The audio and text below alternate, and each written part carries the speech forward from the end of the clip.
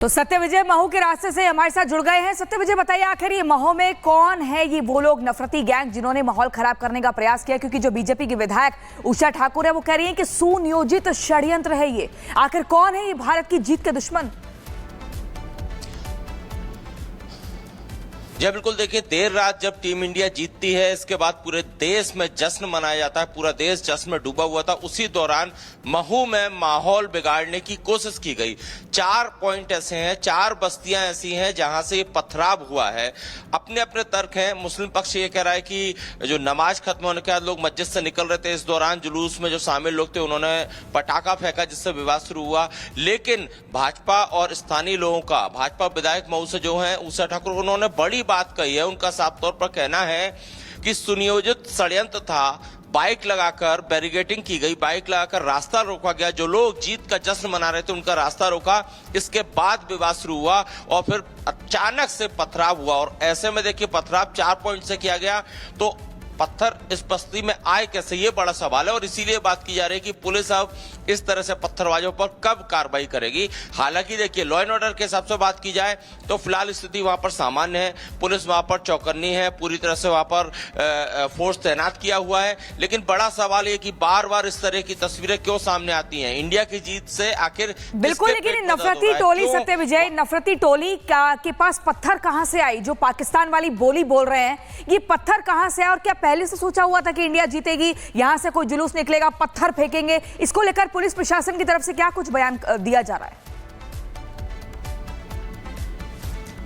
देखिए ये सवाल पुलिस प्रशासन से, जिला प्रशासन से किया गया कि आखिर इस तरह से अचानक चार पॉइंट जो पुलिस ने बताए, चिन्हित किए कि वहां से अचानक से पथराव होता है। ऐसा कि उषा ठाकुर जो बीजेपी विधायक है वो भी कह रहे हैं कि अचानक से गाड़ी रोककर, बाइक अड़ाकर रास्ता रोका जुलूस का, उसके बाद अचानक से चारों तरफ से पथराव होता है। मतलब ये कि क्या ये तैयारी करके बैठे थे उस इलाके के लोग कि अगर जहां से जुलूस निकलता है, जीत का जश्न होता है, तो ये पथराव करेंगे?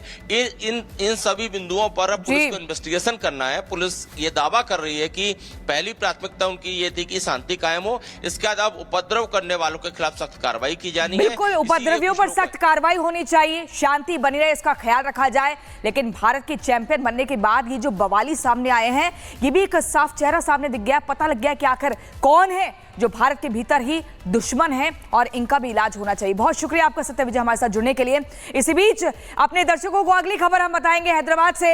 हैदराबाद में क्रिकेट फैंस पर लाठी चार्ज होता है। जीत का जश्न मना रहे लोगों पर जमकर लाठियां बरसाई जाती है। दिलसुख नगर इलाके में पुलिस ने फैंस को पीटा। आखिर ये क्या है? कभी इंदौर से ऐसी खबर आती है, कभी हैदराबाद से खबर आती है। भारतीय टीम को जीत मिले, इसके लिए हम सुबह से देख रहे थे कि यज्ञ किए जा रहे हैं, हवन किए जा रहे हैं। और जब टीम जीत जाती है तो एक ये भी तस्वीर सामने आती है कि उन्हीं भारतीय फैंस को ऊपर जमकर लाठियां बरसाने का काम किया जाता है।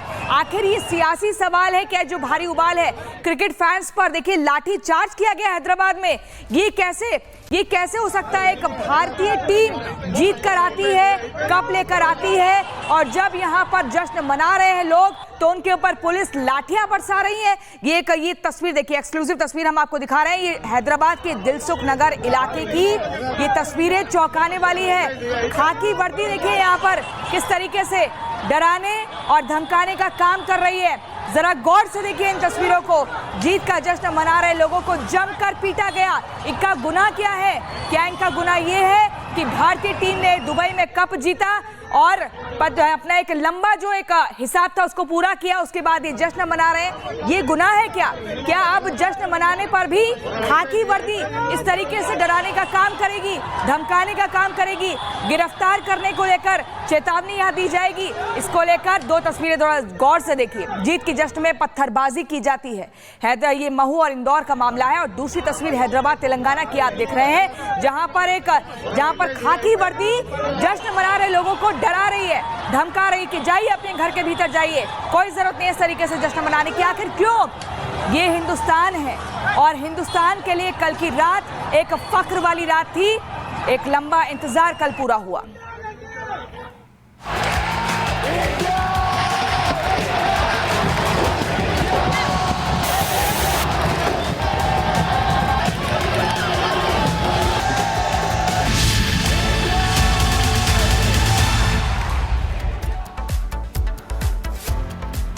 और अब आपको बता दें कि टीम इंडिया ने न्यूजीलैंड को हराकर 12 सालों के बाद चैंपियंस ट्रॉफी पर कब्जा जमाया है। भारत की जीत के साथ ही पूरे देश में जश्न का माहौल देखा गया। महाराष्ट्र से लेकर बंगाल तक लोगों ने सड़कों पर निकलकर आए, आतिशबाजी की। वहीं कर्नाटक से लेकर उत्तर प्रदेश तक जमकर जश्न के लिए नारेबाजी और विजय जुलूस निकाला गया। ये तस्वीरें आप देखिए।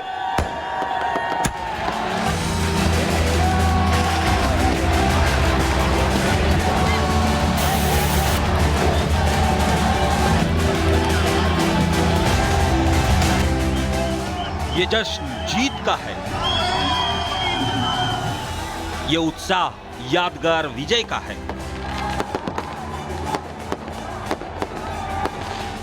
ये खुशी 12 साल बाद चैंपियन बनने की है।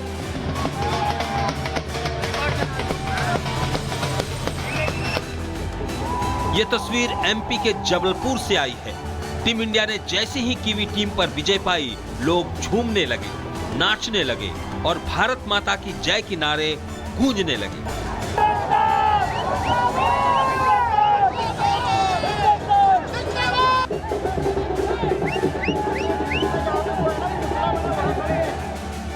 जीत का जश्न राजस्थान के अजमेर में भी मना। चैंपियंस ट्रॉफी का चैंपियन बनने के बाद लोगों के कदम थिरकने लगे।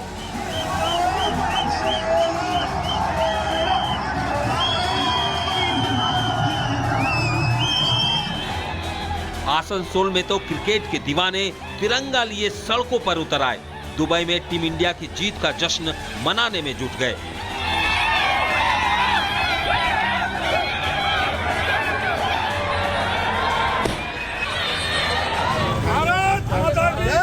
ऐसा ही हाल मध्य प्रदेश के छतरपुर में देखने को मिला।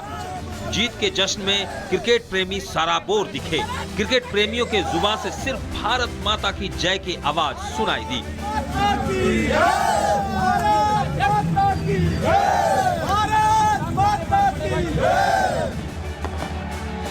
नागपुर में तो हद हो गई। टीम इंडिया के चैंपियंस ट्रॉफी जीतने के बाद हजारों लोग सड़क पर उतर आए। भीड़ को संभालने के लिए पुलिस को लाठियां बरसानी पड़ी।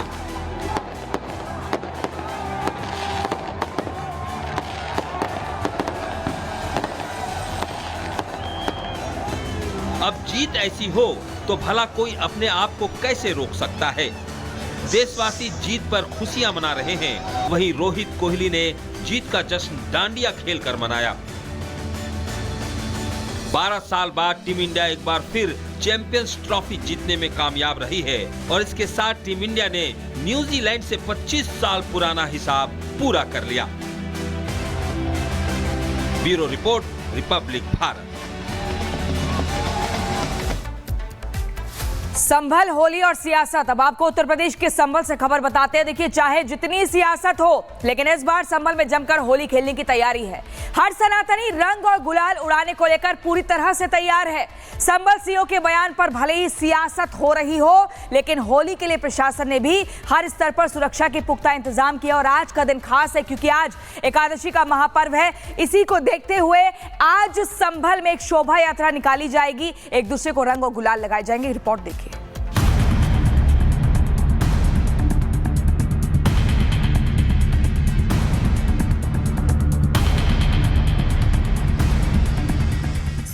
जिस जगह पत्थर चले थे वहां इस बार धूमधाम से होली खेलने की तैयारी है। 46 साल के लंबे इंतजार के बाद यह पहला मौका होगा। संभल में जब जमकर रंग गुलाल उड़ाए जाएंगे। शुरुआत शोभा यात्रा से होगी, जिसके पूरे इंतजार किए गए हैं।